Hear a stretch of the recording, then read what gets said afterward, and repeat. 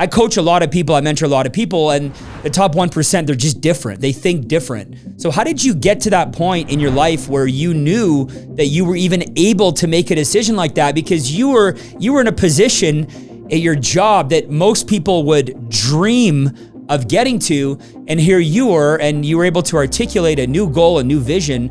How did you get to that mindset? When I was in nursing, this gap inside of me, going to my hospital rotations, but having this inner drive to be someone, be somebody, just conquer, that I didn't get in nursing, right? I'm the guy that didn't fit in the hospital because this is the kind of thing that I was talking about, just continuing to evolve. I'm in the top 1%, 2% in nursing with a doctorate degree, which most nurses don't aspire to get, because I just want to be more. I want to be, I want to evolve. I want to be something more.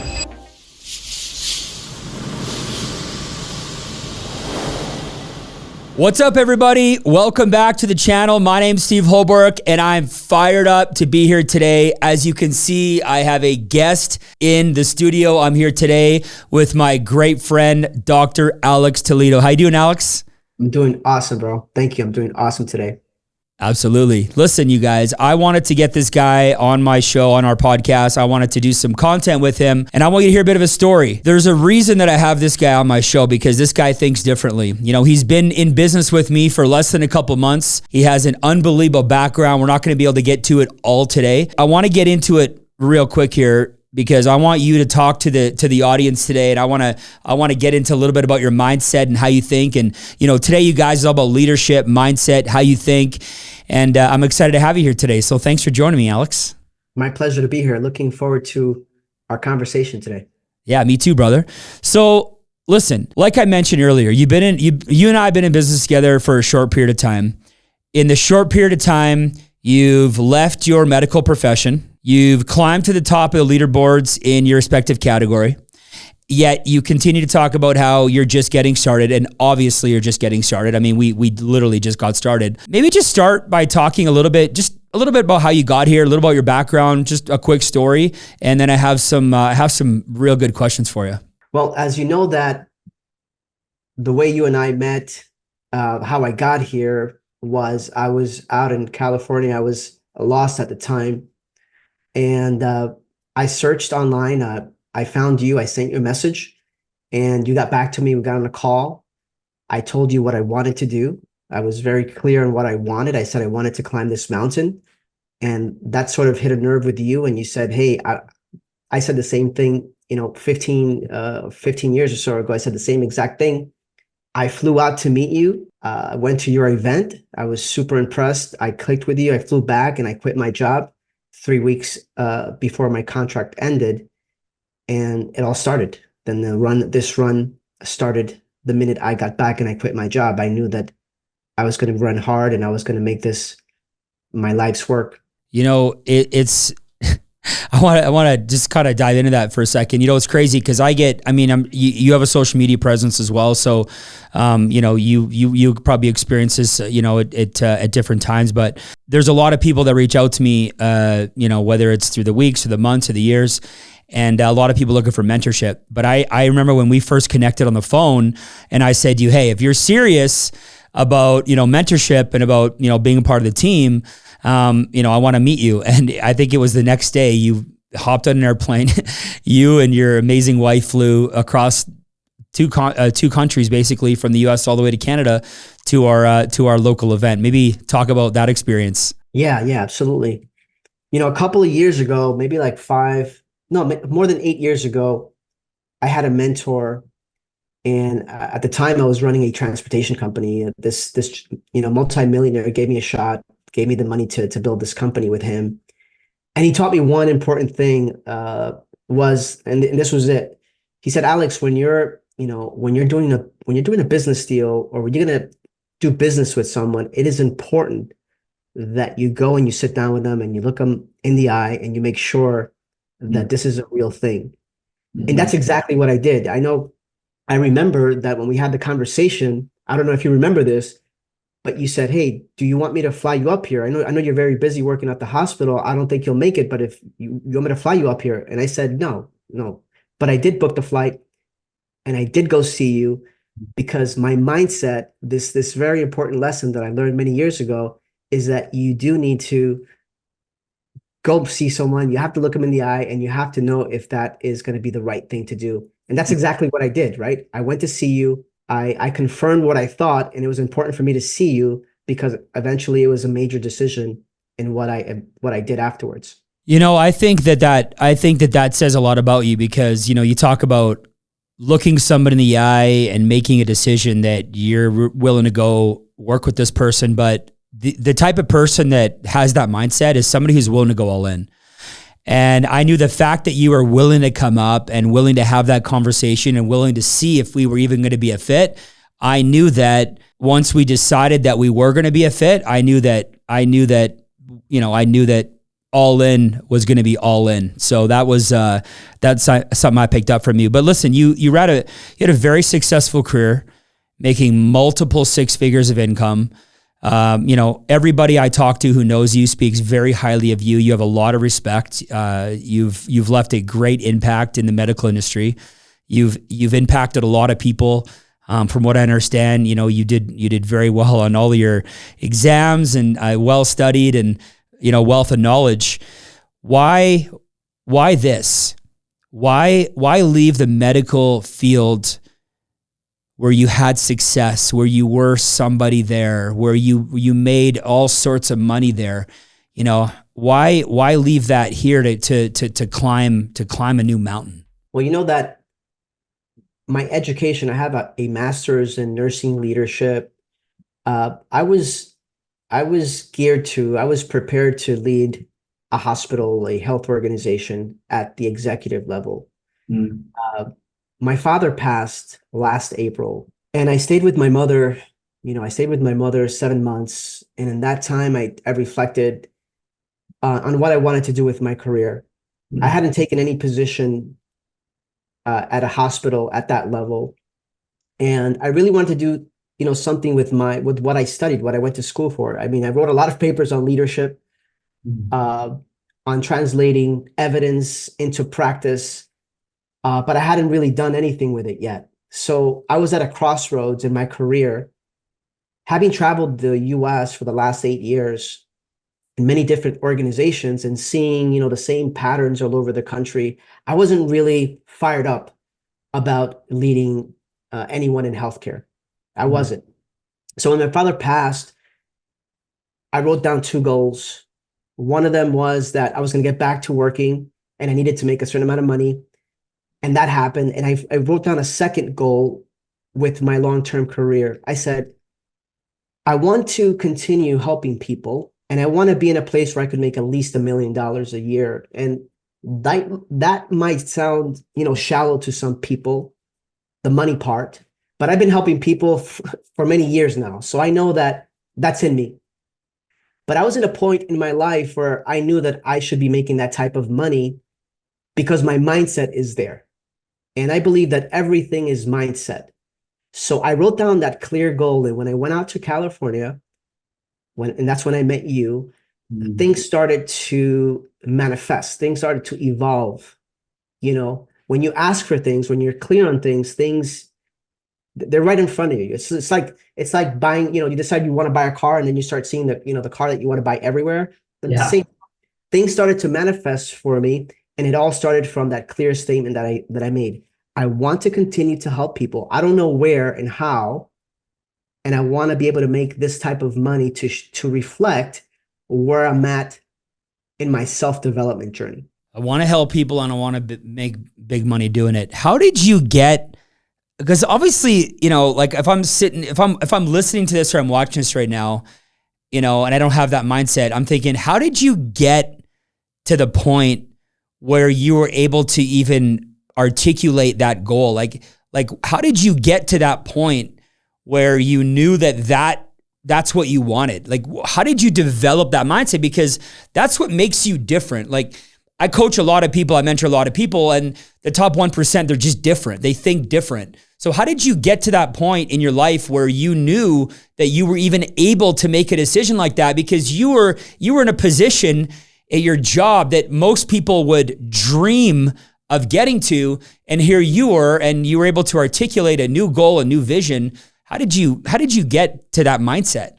Well, I think I've heard you say this before. It's like you're an 18-year success, an overnight 18-year success, right?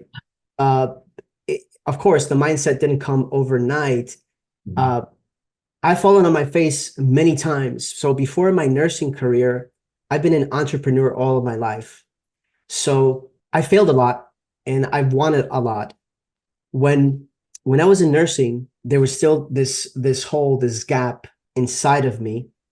And I could remember going back to my nursing school program, waking up at 4 o'clock in the morning and having to drive 45 minutes for, our rotations, and listening to Jim Rohn, going to my hospital rotations, but having this inner drive to be someone, be somebody, just conquer, right? That I didn't get in nursing.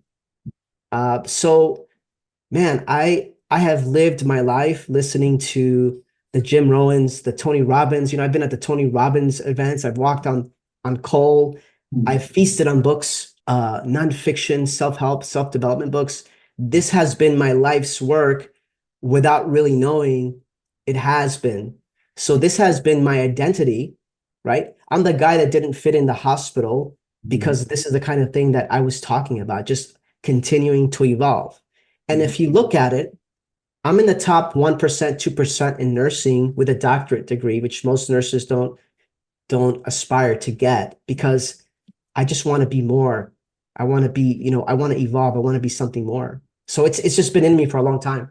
Wow. You talked about identity. And I think for anybody watching or anybody listening, I think you really gotta, I hope as he was talking, you really heard what he was saying. You have to develop your identity. A lot of us, we live in our identity. We live in our current circumstances, and those are just the cards we've been dealt. And this is, life just keeps happening to us. But it's very important for everybody to understand. And, you just described this. I'm not even sure if you realize you did it, but everybody listening, you can go create your own identity. You can decide what you want your identity to be. John Maxwell talks about there's a thermostat versus the thermometer. Most of us in society we're thermometers. We go around and we become the average temperature of the room that we're in, the average temperature of our friends, the average temperature of our acquaintances at church or soccer parents or hockey parents. And, we just fit in. And then the leaders have the ability to crank up the thermostat and, essentially crank up their identity and change their identity. And although our body and our we keep wanting to cooling ourselves down and we always want to self-sabotage, right? The leaders and the winners have the ability to stay on it and stay hungry to continue to grow their identity. So what you just described is somebody who over time has just been growing your identity and growing your identity. So if you're somebody who feels stuck, and if you're somebody that feels like there's no hope, and if you just don't know where to start and you just feel like you can't get any breaks, look no further than your identity. How do you see yourself? You will never out-earn your identity, right? The reason, Alex, that you said, I want to make $1 million is because that's where your identity, you outgrew your current circumstance and you were ready to level up your new identity. But everybody wants to make more money. Or they say they do. I want to make more money and I want to have a better life and I want to travel the world and I want to make maybe even 7 figures. My God, that seems, for most people, that probably seems so out of reach. But for somebody that's been working on their identity and their self-worth is so closely tied to their identity, as your identity grows, your self-worth and what you feel like you deserve, it's all kind of tied into one. You just describing that story, I can see how you just got to the point where you're like, all right, I deserve. How much of that was I deserve the next level? I think it was about 90%. 90%. When you work on yourself, and I know you're there in the self-development space. I recognize it. I see it in you. When you work on yourself so much, and you go into a 9 to 5 or an environment when most people are looking at the clock, when most people are not evolving within their own profession, it'll drive you crazy. That's how I felt. I'm just like, I'm ready for more. I need more. I'm worth more, because my mind is, I'm going to be the best person here. And I want to tell you a little bit about something in relation to the boards and being here with you. The last 8 years I spent traveling the country, essentially going into a hospital setting and starting at zero, just watching everybody. But by the end of this contract, I was the top guy there. So in essence, I've done this so many times, Steve, that this is what I feel I'm going to do here with you. I'm just walking into another job. I watched what's going on. I put my head down and I'm going to work and I'm going to do my best and I'm going to rise because that's what I've been doing for years now. On that first phone call, you said to me, and then you said it, you and I have talked about it quite often, and you know, we talk about it a bunch between you and I. You talk about a mountain to climb. You know, when you called me and I asked you some questions, you said to me, I'm looking for a mountain to climb. You know, when I heard that, I was like, I know I got the right guy, because not a lot of people, they don't think that way. They're not looking to climb the mountain. They're looking for the path that doesn't have a lot of hill. They're looking if they can, is there any downhill paths that they can walk? So it's not difficult. But you specifically said, I'm looking for a mountain to climb. And I said, I don't remember, but I said, hey, this is going to be hard. And he said, good, the harder the better. You know, I said, some days it's going to take you to your knees. He said, you know, the harder the better. I'm looking for the climb. What does that mean to you? I'm looking for a mountain to climb. Man, I'm so glad you asked this question because you know some things like this take a little while before you know you even understand. But now having been here for a little bit, to answer that question is I've been self-developing for a long time and I want to use all of the hours of the listening and the application to go into an industry like this one that is hard. Everyone will say and admit that this is very hard to do, but I want to go in here and dominate it based on will and based on my mind. So this is the mountain I want to climb because I want to get into the situation, this mountain per se, and just conquer it. Just test myself and see what I could do, see what I could show, see like all the hours in the gym, all the hours of the books. Let's see. I'm hoping to prove that to myself. I want to see what I could do here. So that's what it means for me to climb this mountain with my preparation, all the years, what I'm going to be able to do here. Wow. That's so powerful. You're literally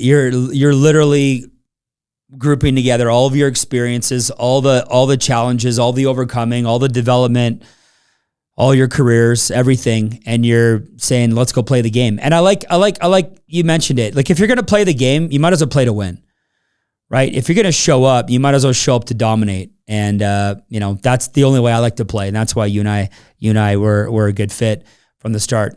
You know, just before we start to wrap on our first of many, I'm sure. What would you say to somebody right now that, you know, is struggling with themselves or consistency or just really struggling to get it going? I mean, you see people all the time. I mean, you love the leadership development game. What would you say to you've already have quite a large team. You know, what would you say to one of those teammates, or what would you say to somebody watching that's kind of struggling a little bit? Maybe stopping. You know, maybe somebody, it could be in business, it could be in their health. Like, what would you say to those people right now to kind of get motivated, get fired up, and get back on track? Yeah, sure. We see this all the time. I would say, you know, if you're stuck or what Steve described, you have to focus on the small wins. You know, character comes from these small wins. You say you're going to go to the gym, then go to the gym. Even if it's just showing up, even if your workout was a weak workout, but you showed up. It's these small wins with yourself, keeping your word. Keeping your word is one of the most important things you could do for yourself. One of the things I remember is like when I looked into Steve's eyes, it's your eyes, Steve. And I said, hey, I want to, my wife argues with me all the time that I shouldn't say these things, that I want to make $1 million or that I'm going to dominate the boards. But I know myself, I'm going to keep my word to myself. So one of the things that I focused on was when I looked you in the eyes, I said, I'm going to do this. I said, I'm sure Steve, hears this over and over from people, but man, I'm never I'm never going to let you down. I'm not going to let myself down to say something that I'm not going to do, or at least die trying, right? I'm okay dying on the climb. I'm okay with that. I'm happy to die that way. Mm. So what I would say to someone that was stuck, focus on the little things, because it's the little things that turn out to be the big things. So say you're going to wake up at 6, wake up at 6. Mm-hmm. Say you're going to go to the gym, go to the gym. Say you're going to make that phone call, make that phone call. Just focus on those small acts, and then pretty soon you will build momentum, and that will just change your identity of who you are. Because once you stop letting yourself down, it's over. It's game over. And that's where you have to get to, not letting yourself down. When you get tired of letting yourself down, at some point, you have to change it around. I've fallen on my face many times. This takes work. Becoming this person takes a lot of work, and it's never ending. I'm sure you can attest, right? You're tested all the time. Getting up, going to the gym, doing this, doing that. You're tested all the time, but it's that build skill within you that gets stronger. So yes, it's happened to me. I've been stuck many times. So if you just go back to, I go back to what has worked for me: self-development, the books, the environment, the people. Mm-hmm. And that is what helps you get through the tough times. It made me think of a line I always use. I always say, listen, this game, it's never won, it's just played. You just play the game. You're gonna win some days, you're gonna lose some days, but ultimately you got to play the game. So you better know what game you're playing, and you better love the game overall, because you're not always gonna love practice. You're not always gonna love the grind. There's gonna be some days that, some days, like I said, that take you to your knees, but you better fall in love with the process, better fall in love with the game. Because when Kobe Bryant was shooting, free throws at 3 a.m. in the gym when nobody was around, right? He had a love for the game. He wanted to be the best. You could see it in his eyes, that Mamba mentality. You talked about projecting, and I know your wife, she's so sweet. And, there's people in my life too that, they're the more realist types. And, I always tell them, I say, listen, these are not exaggerations. These are my affirmations, right? These are my affirmations of where we're going. I don't know about you, but do you feel like speaking some of this stuff out loud is the accountability that you need? Like, I'll give you an example. When I decided not to go my family business path, and I decided to do this business, I tell my team, the day I made my first phone call, and that was to my mom, the day I called my mom and told her I was doing it was the day I decided never to quit. People say, well, what do you mean? I said, the day I told the first person I was going to do this was the day I decided that I was never going to quit. Because for me, when I speak something out loud, or I tell somebody I'm going to do something, or, I speak these affirmations, not just to myself in the shower, but when I speak them out loud, for me, it's accountability. And I can't quit. Have I always hit a goal on the date that I set? No, most often I don't, but I've never not hit a goal that I set. So I don't know. Do you feel the same way about when you speak these big things out loud? It's the accountability that you need to keep going? Absolutely. I'm very well aware that coming into your shop saying that I'm going to make $1 million is, I'm putting myself out there, right? Whether I succeed or I'm delayed in that number, I'm putting myself out there. I'm putting, who is this guy? But yes, you have to put a stake in the ground and say, hey, this is what I'm doing. I don't care. It's my belief. It's my work. I know what I could do. Like, even you, Steve, you cannot tell me what I can or cannot do. It's up to me. Right, brother? It's up to me to put in the work, and I've put in the work many times. So yeah, that's what I want to do. I'm very clear, man. I'm very clear on this particular thing, and I'm very clear on when I want to do something.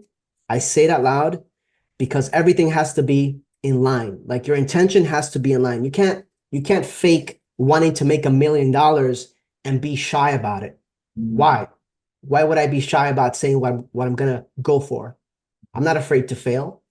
I'm not afraid to fail because I'm going to die on that mountain. That's the only way that's going to happen in my mind. Wow. So yes, I would like to verbalize everything that I'm going to do without boasting. I really feel that this is what I'm going to do. I love it. There's so many nuggets in here. I hope you guys are getting tons of value out of this, and you're probably going to have to go back and rewatch it because, success is 80% how you think. This is it's mindset. Like, you got to think the game different. If you took 10 people and equipped them all with the same tools and the same resources, it's the ones that think differently that are going to win, right? You got to be able to think different. So, all right, let's talk about where we're going here as we wrap. So you came on board. You found your mountain. You got licensed right away. You've climbed to the top of the baby board, the straw weight board, the first board. Okay, the base of the mountain. We're not even at base camp yet, but you're at the top of the pre-base camp leaderboard. We know where you want to go, and again, when you talk about where you want to go, we both know that there's behind that is another mountain that you're going to be looking at. That seems like not even the halfway point for a guy like you. But what's next now? What's next? Like, what are, between now and then, what are some dominoes or some thoughts that you have in terms of what's next for you and where you need to level up and in order to make sure you stay on pace for the big goal? When I think about this, I think about leading from the front. I have people on my team now. This is one of those things that I was not expecting, the types of people that have entrusted me, the types of people that I'm attracting. So I'm leading from the front with a vision to grow the biggest team here in the US. Your vision is to grow here in the US. Our vision is aligned. So I'm focused on growing the biggest team here in the US alongside yours in Canada, replicating what you did alongside with you here. Regardless of whatever mountain, my big vision is to have the largest team, your largest protege here in the US. And that's going to lead me obviously to climb all sorts of mountains. But that's my vision. That's what's guiding me. My everyday action is that there's no, second board or third board. It's just to be the largest team, to build the largest team, me leading from the front, my team watching me do this. So I plan to lead on everything that I can, not to outshine anyone, but just to show people that I am doing the work. Amazing.